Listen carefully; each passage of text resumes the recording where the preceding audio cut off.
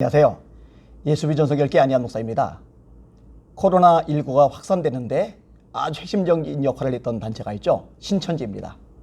이만희 교주가 얼마 전에 구속이 되었죠. 참 잘된 일이에요. 왜냐하면 신천지는 사회 악이니까요. 근데 신천지 때문에 코로나 확진자가 급증을 했어요. 근데 그것 때문에만 욕을 먹은 게 아닙니다. 거짓이 너무 많기 때문에 그것이 욕을 막는 큰 요인이 되었죠. 방역에 협조를 제대로 하지 않았고, 거기다가 신천지 모이는 장소들에 대해서도 정보를 제대로 안 내놓는 거예요.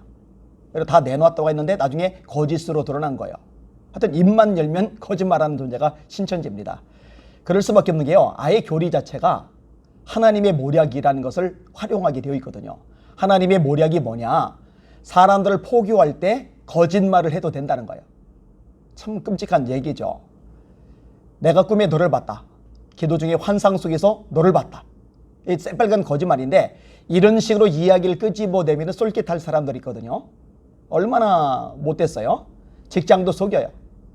게다가 이 신천지는요, 사회에 아주 못된 역할을 하는데, 사회의 가장 기본적인 구성 요소인 가정을 파괴합니다.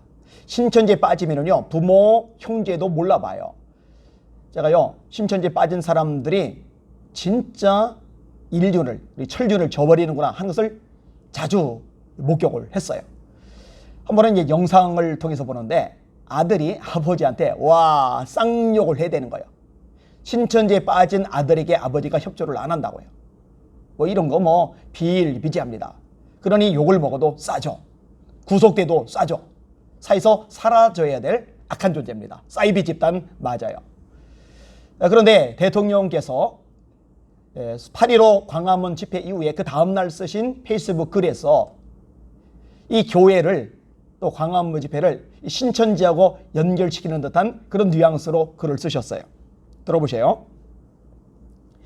집단 감염이 발생한 일부 교회에 대한 확진자 검사가 진행되고 있고, 이들에 의한 2차, 3차 감염의 가능성도 적지 않아서 당분간 큰 규모의 신규 확진자 발생이 지속될 것으로 예상되고 있는 매우 엄중한 상황입니다.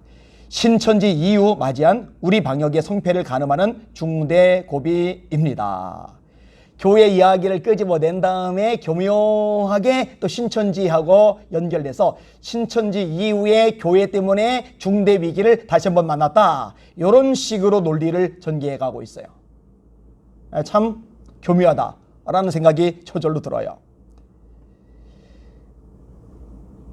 몇 가지 질문을 하고 싶어요. 첫 번째로, 왜 하필이면은 8.15 광화문 집회를 앞둔 바로 그 전날 사랑제일교회 확진자가 그렇게 폭발적으로 많이 나타났을까요? 이거 확률적으로 따지면은 몇 프로나 가능할까요? 이상하죠. 근데요, 저만 이렇게 생각하는 게 아니더라고요. 이 기사가 나가고요, 네이버에 댓글들 달린 거 제가 1위부터 30위까지 쭉 읽어봤는데요, 전부 다 의아하게 생각하는 거예요. 말이 안 된다는 거예요. 있을 수가 없다는 거예요. 상식을 가졌으면 누구라도 이해가 될 겁니다. 두 번째로, 8.15 집회 때문에, 이 광화문 집회 때문에 코로나 전염병 확산이 염려되었다면 왜 그것을 최소화할 수 있는 조치를 전혀 취하지 않는 거죠? 자, 예를 들어서 공무원들을 동원한다든지, 질본 관계자들을 동원한다든지, 동원해서 곳곳마다 손 세적제도 놔두고, 혹시 누가 마스크 안 썼나 확인해 봐서 마스크도 제공을 해주고, 그 전날 또는 그날 아침부터 소독이라도 열심히 해서 방역에 완비를 가하고, 그러면은요 굉장히 보탬이 될 거 아니겠어요? 혹시 이렇게 말하는 사람이 있을까요? 아니, 공휴일에 공무원들 동원시키면, 질본 관계자를 동원시키면 그들도 국민들인데 쉬어야 되는 날 괜히 니들 모이는 사람들 때문에 고생하는 거 아니냐? 아니, 그러면 왜 공무원들이 주일마다 교회들 쫓아다니면서 거리두기 제대로 하는지, 손 세정제 갖다 놨는지, 마스크 제대로 썼는지, 주일날 교회에서 밥을 먹는지 안 먹는지 그렇게 조사하고 다녀요? 저희 교회도요, 2명씩 짝을 지어 와가지고요, 2주 연속 와가지고요, 조사 다 하고 잔소리할 거 다 했어요. 교회들마다 다 돌아다녔어요. 그렇게 돌아다니는 공무원들 숫자 따지면 어마어마할 겁니다. 교회에 단속하고, 교회에 간섭하고, 교회에 잔소리하기 위해서는 그렇게 엄청난 공무원들 대거 투입하는데, 아니, 코로나 대유행 가능성이 있다고 생각되면은 광화문에 좀 배치를 했어야죠. 경찰만 그렇게 잔뜩 배치할 게 아니라요. 이거는 뭔가 잘못된 거예요. 자, 세 번째. 대통령께서 대통령 되시기 전에 약속하셨던 게 뭐죠? 소통하시겠다고 그랬죠. 광화문에 나가시겠다고 그랬죠. 끝장 토론이라도 버리시겠죠. 버리시겠다고 했죠. 근데 여러분, 광화문에서 시위가, 집회가 얼마나 많이 열립니까? 그런데 우리 문 대통령께서 단 한 번이라도 나온 적 있어요? 대화를 시도한 적 있어요? 끝장 토론을 한 적 있어요? 한 번도 얼굴을 비추지 않았어요. 대통령 되기 전에는 표를 얻어야 되니까 그런 식으로 소통의 이미지를 만들어내고, 정작 원하는 것 얻고 나니까, 대통령이 되고 나니까 이제 이전에 약속했던 것들 다 짓밟아버려도 아무 상관없는 건가요? 광화문에 모인 사람들, 이 나라 국민들입니다. 이 나라 백성들입니다. 대통령이 보듬어 안아야 되고 보살피워줘야 되고 그들이 잘 살 수 있도록 힘을 실어줘야 될 그런 존재들이에요.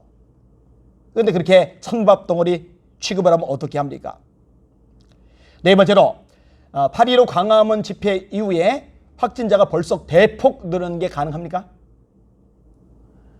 15일, 16일 광화문 집회가 열렸어요. 그리고 16일부터, 그리고 이제 17일에 이제 폭발적으로 막 확 늘어나요. 여러분, 코로나가요, 생겼다 치더라도요, 잠복기가 한 2주 정도 되죠. 시간이 지나면서 증상이 나타나고, 증상이 나타난 사람들이 검사하다가 양성이냐 음성이냐가 판가름이 나는 겁니다. 하루 만에, 하루아침에 그렇게 폭발적으로 확진자가 나타나는 게 아니죠. 혹시 교회를 희생양 삼아서 지금 뚝뚝 떨어지고 있는 지지율을 회복할 심사는 아닌가요? 정말 그렇다면 양심에 문제가 있는 겁니다. 그러시면 안 됩니다. 다섯 번째로, 중대부는 민주노총이나 의사협회에도 문자 메시지를 보냈습니까? 이 문자 메시지가 전 국민에게 다 보내졌죠. 내용이 뭐예요? 8.15 집회 참석자는 증상 발현 시 가까운 보건소, 선별진료소에서 진단검사 받아주세요. 사람들에게요, 8.15 집회하고 코로나하고 연관지어서 생각하게 만들 수 있는 아주 좋은 아이디어죠. 코로나, 8.15 집회. 이 연상이 되게끔 해요. 그렇다면요, 민주노총 모인 사람들에게도 같은 맥락의 메시지가 나가도록 해야죠. 근데 민주노총에 참여한 사람들 증상 있으면은 진료소 가서 검사 받으세요. 의사협회 참가한 사람들, 거기 모였던 사람들 증상 있으면은 보건소 가서 진료 받으세요. 이래야 공평하죠. 이래야 공정하죠. 형평성에 어긋나지 않죠. 아니, 왜 8.15 집회 사람들만 코로나하고 연결을 자꾸 하는데요? 여섯 번째로, 혹시 교회를 적으로 생각하시는 것은 아닙니까? 교회의 교인들은요, 적이 아니에요. 원수가 아닙니다. 두들겨 잡아야 될 대상이 아닙니다. 그들은 이 나라 국민들이고 이 나라 백성들입니다. 적은 따로 있어요. 북한입니다. 시시탐탐 남한을 노리고 있죠. 어떻게든 적화하려고 발버둥을 치고 있죠. 간첩들을 보내고 있죠. 나라 혼란을 조장하고 있죠. 북한이 주적이란 말이에요. 북한에서 황룡감 땡 물을 방류를 해버렸어요. 남한 측하고 일절 상의도 없이. 그런데 갓 통일부 장관이 된 이인영 씨가 그 북한에 대해서 120억 지원 결정을 내려버려요. 여러분, 이게 대통령 허락 없이 됐을까요? 아니, 국민들은, 자기 백성들은 적폐로 몰아가면서 그렇게 할 말 못할 말 써가면서 비난하는데 왜 정작 적에게는 말 한마디 안 하죠? 북한이 온갖 짓을 저질렀을 때, 수많은 도발을 했을 때 우리 대통령께서 단 한 번이라도 북한을 향해서 따끔하게 말했던 적이 있나요? 따끔하게 질책한 적이 있나요? 한 번도 없어요. 단 한 번도 없어요. 그래서 왜 자기 백성, 자기 국민들 향해서는 그렇게 말씀하시는데요? 그러면 안 되는 거잖아요. 그럼 이 나라 대통령의 모습이 아니잖아요. 제 유튜브에 야옹님이 댓글을 달았는데요. 참 정리를 잘했어요. 그대로 읽어드릴게요. 대한민국의 자유를 찾은 날 광복절에 국민을 협박하듯 하는 모든 처사를 하는 자의 정체성이 무엇인지 궁금합니다.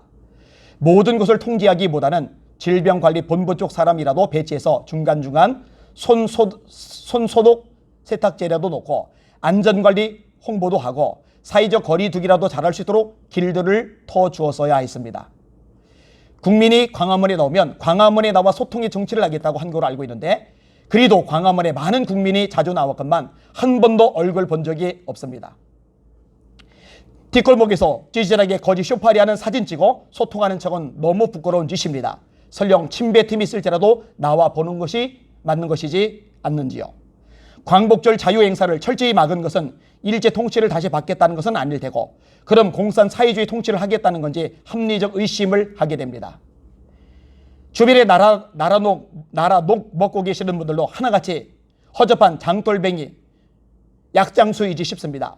쪼질만 하지 말고 죽은 좀 잘 모셔라 라고 말하고 싶습니다. 용서는 신의 몫이라는 것도 모르나 봅니다. 어떤 분이 저한테 그런 댓글을 남겼더라고요. 목사님, 정치적인 거 얘기 그만하시고 말씀을 전해주세요. 제 유튜브 영상을 보시면 알 겁니다. 말씀이 압도적으로 많습니다. 말씀이 압도적으로 많을 수밖에 없어요. 저는 목사니까. 근데 요즘 부쩍 왜 이런 얘기를 끄집어내느냐? 간단해요. 주님의 몸된 교회를 난도질하니까, 주님의 몸된 교회를 해코지하려 하니까, 주님의 몸된 교회를 짓밟으니까 가만히 있을 수가 없는 거죠. 여러분 사무엘상 17장에 보니까요, 골리앗이 이스라엘 백성들을 모욕해요. 그런데요, 왕이 사울이 꿀먹은 벙어리예요. 신하들이 꿀먹은 벙어리예요. 장군들이 꿀먹은 벙어리예요. 군인들이 꿀먹은 벙어리예요.